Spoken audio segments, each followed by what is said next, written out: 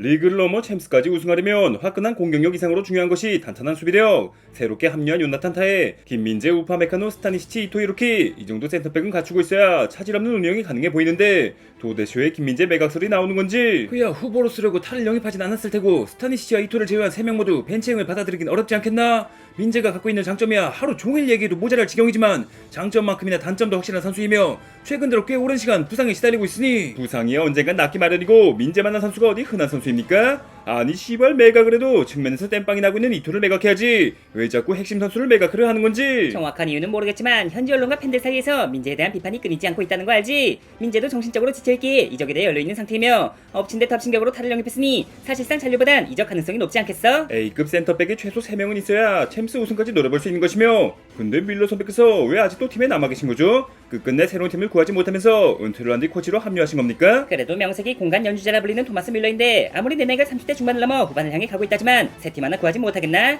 이번 클럽 월드컵까진 위넨과 함께하기로 했으며 원클럽맨으로 은퇴할지 새로운 도전을 시작할지는 일단 우승부터 하고 난 다음 고민해봐야지. 그러니까 말씀하신 클럽 월드컵에서 우승하기 위해서라도 민재는 무조건 붙잡아야죠. 첫 경기부터 10대0 대승의 2연승을 기록했지만 벤피카를 상대로 적패를 내주고 말았죠. 본선 진출을 확정지었다지만 16강을 넘어 8강, 4강 결승까지 올라가려면 민재가 필요한 순간은 분명히 발생하지 않겠습니까? 때로는 다다익선이 독이 될 수 있다는 건 몰라? 뭐 부상에서 회복해 훈련에 복귀했으니 조만간 출전할 수야 있겠지만 앞서 말했듯 타의 영입으로 인해 주전이 불확실한 상황이니 민재 역시 후보로 남을 바엔 이적을 바라고 있지 않겠나? 후보는 시발 타가 민재보다 잘할지 못할지는 아직 검증도 끝나지 않는 상태이며 2명을 번갈아 쓰는 편이 체력감이나 부상 예방 차원에서도 훨씬 더 좋지 않겠습니까?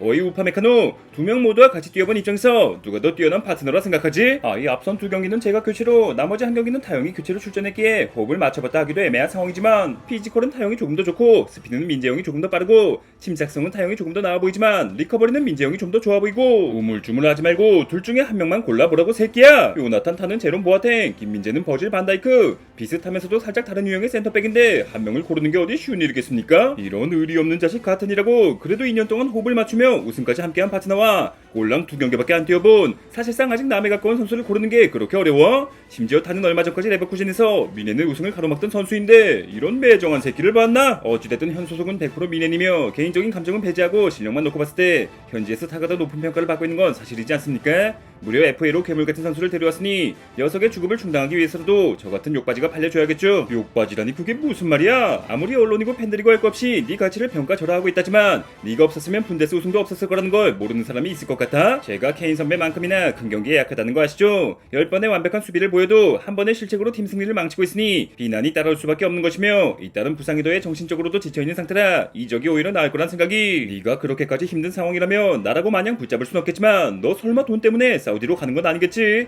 알러 어쩌고 저쩌고 하는 팀으로 이적하는 순간 남는 건 돈밖에 없다는 거 알지? 제 나이가 이제 겨우 28살인데 아직까진 돈보단 커리어에 욕심이 있을 나이지 않겠습니까? 이왕이면 뛰어보지 않은 리그에서, 이왕이면 B클럽에서 새로운 도전을 해보고 싶은데 마침 프리미어리그 쪽에서 러브콜이 제법 있더군요. 케인 선배와 함께 미넨에서 유럽 정점에 오르고 싶은 마음은 굴뚝하지만 일단 그쪽이 더 맞을지 어떨지 한번 살펴보고 와서 잔류냐 이적이냐 확실하게 결정하겠습니다. 그러니까 앞으로 너만 믿고 있으면 리그 40골 구지도 가능하단 말이지. 한 5년 전에 살라 선배라면 가능할지도 모르겠지만 현재로선 제 패스가 아무리 뛰어나도 40골까진 무리가 있지 않겠습니까? 리그에서만 36골을 꽂아놓고 트래블 우승까지 했던 홀란드마저 발롱도르 수상에 실패했다는 건 몰라? 최소한 리그에서 10골은 넣어줘야 안전빵으로 수상할 것 같은데 득점 타령하기 전에 일단 우승에나 집중하지. 그러다가 리그 챔스 중에 하나라도 놓쳐버리면 발롱도르는 또 한번 물거품이라는 건 몰라? 지난 시즌 이하 2% 부족한 스쿼드로 인해 파리를 넘지 못하고 16강에서 탈락했지만 피르체드의 프림폼까지 합류하며 완벽한 스쿼드를 갖추었으니 리그야 뭐 말할 것도 없고 챔스 우승 역시 무조건 리버풀이지 않겠어? 살라니가 여전히 리그 최고 수준의 퍼포먼스를 보여주고 있다지만 누네스와 조타만 가지고는 최전방의 구멍을 메꿀 수 없다는 거 알지? 그럼에도 리그 우승은 어지간하면 리버풀이겠지만 챔스 우승은 그렇게 호락호락하지 않다는 거 알잖아? 오죽하면 피르미누 선배를 재영입해야 한다는 말이 나올 만큼 확실히 최전방이 좀 불안하긴 하죠. 인성에 조금 문제가 있다지만 오시맨이 최선이라 보이는데 어떻게 이왕 돈 쓰는 거 조금 더 쓸 수 없는 겁니까? 나폴리가 책정한 오시맨의 이적료가 6,400만 파운드, 하나로 약 1,200억이다. 피르치너의 비할 바는 못 되겠지만 주급에 미친 돈 밑의 자식을 데려오려고 천문학적인 이적료까지 쓸 수 있겠나? 그래도 실력 하나는 확실하다고 보이는데 누네스 선배도 한때는 그보다 비싸기도 했으니 어떻게 둘이 바꿀 수 없을까요? 팀의 에이스를 다른 리그로 임대보낼 만큼 나폴리와의 관계도 만신창이라 보이는데 우리 역시 스왑딜을 제안해봤지만 돌아온 대답은 1,200억의 현금이 아니라면 누네스 플러스 키에사에 300억을 얹어달라 하더군. 아무리 두 녀석이 이름값을 못하고 있다지만 그건 우리 입장에서도 손해라 볼 수 있지 않겠나? 하긴 뭐 이정료도 이정료지만 아스날에서도 너무 높은 주급을 요구하는 바람에 영입을 철회했다죠. 아이 그냥 시원하게 이삭을 질러버리면 리버풀 버전 갈라티코도 가능해 보이는데 뭐 설마 저보다 비싸게 해야겠습니까? 이삭이라면 최소 입찰 금액이 2천억이라는 소문도 있으며 돈을 떠나선 뉴캐슬이 보내줄 리가 없겠지. 그러고 보니 공격도 공격이지만 수비에도 문제가 좀 있지 않나? 일단 센터백만 놓고 봐도 관사가 팀을 떠날 것이 확정적이며 고메즈는 어딘가 부족한 느낌인데 판다이크와 코나테만으로는 트래블 우승에 필요한 모든 일정을 소화하기에 무리가 있지 않겠어? 확실히 A급의 3옵션이 필요하긴 한데 주전이 확실하지도 않은 팀에 로테이션으로 오겠다는 A급이 있겠어? 뭐 팰리스의 계기가 딱이긴 한데 주전 보장이 되지 않을 시 리버풀을 꺼릴 거라나 뭐라나. 저기 계십니까? 여기가 혹시 지난 시즌 프리미어리그 챔피언이자 리버풀은 우승이 딱이야 이른바 리우 딱이라 불리는 리버풀이 맞습니까? 아니 이게 누구야? 바이에른 미네네 넘버 3 그 이름이 반도 타이크였던가? 뭐 한때는 한국산 반다이크 이른바 반도 다이크라고도 불렸지만 발롱도르 후보에 오른 뒤 제 이름을 모르는 사람이 없는데 이거 조금 섭섭하지 말입니다. 위네넷의 입지는 살짝 불안한 상태지만 여전히 괴물같은 수비력을 자랑하는 2023년 발롱도르 22위 잠깐이나마 세계 수비도 정점에 올랐던 김민재라고 합니다.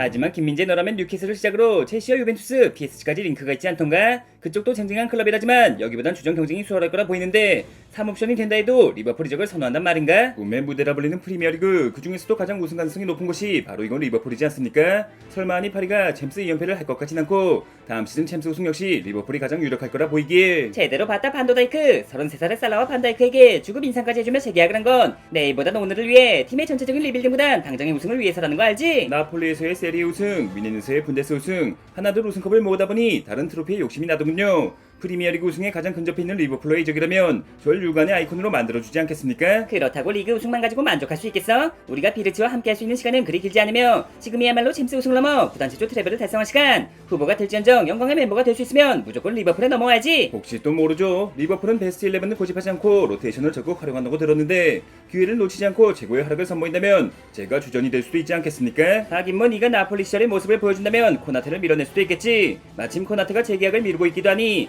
이거 어쩌면 반다이크와 반도다이크가 리버풀의 주전 센터백 듀오가 될 수도 있겠는걸. 혹시 또 모르죠. 아무리 반다이크를 할지언정 30대 중반을 바라보고 계시니 선배까지 뛰어넘고 리버풀 센터백의 1옵션이 되는 것도 불가능한 이야기는 아니지 않겠습니까? 뭐라고? 너 이 자식 보기와는 다르게 야망이 넘치는 선수였잖아. 올여름 이적 시장에서의 행보만 놓고 보자면 현 시점 유럽에서 가장 야망 있는 구단이 리버풀이지 않던가요? 그런 팀에서 살아남으려면 이 정도 배포는 기본이라 생각하며 말보단 실력으로 라커룸보단 경기장에서 진가를 드러내는 선수가 되겠습니다. 아이 근데 다 좋은데 말이야. 우리 리버풀의 영입 기조와는 좀 안 맞지 않나? 실력을 떠나 적지 않은 나이에 높은 주급 거기다가 부상까지 잦은 편이고 하니 리버풀의 영입 방식과는 다소 맞지 않을 수 있지만 부상은 누구에게나 찾아올 수 있는 것이며 제가 리버풀 우승에 도움이 될 거라는 건 명백한 사실이지 않습니까? 확실히 즉시 전력감으로 너만한 선수가 없기도 하고 이적료 550억이라면 바가지는 아니라고 보이는데 그래도 이왕이면 좀 더 어리고 주급도 저렴한 선수로 찾아보는 게 리버풀이 두 분과 재계약을 한 건 당장의 우승 때문이라 하지 않았습니까? 나이가 적지 않은 만큼 경험도 그들보다 많을 것이며 제가 또 받은 만큼은 확실하게 해주는 먹튀하는 거리가 먼 선수지 말입니다. 확실히 듣다 보니 영입해서 손해볼 건 없다고 보이는데 구독자 여러분께선 김민재가 리버풀에 어울리는 선수라 보이십니까? 선택의 기로에선 한국산 반다이크 김민재, 바이에른 뮌헨 잔류와 다른 팀으로 이적 중 어느 쪽이 좋을 거라 생각하시며 만약 이적한다면 어디가 가장 좋을 거라 보이십니까?